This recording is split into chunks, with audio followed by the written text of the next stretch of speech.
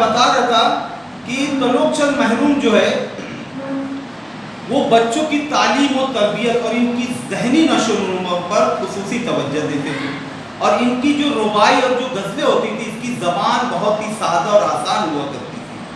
بہار طفلی، دیکھو میں یہاں لکھا ہوں بہار طفلی، بچوں کی دنیا اور گنج معافی اور شعلہ، ان کے شعری مجموعے ہیں۔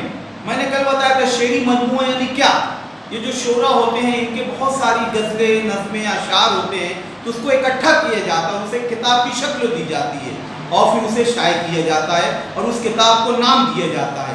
تو ان کے جو شعری مجموعے ہیں طلوع چند محروم کے، تو ان میں رنگا رنگ موضوعات پر نظمیں، یعنی الگ الگ موضوع پر نظمیں لکھی ہوئی ہے۔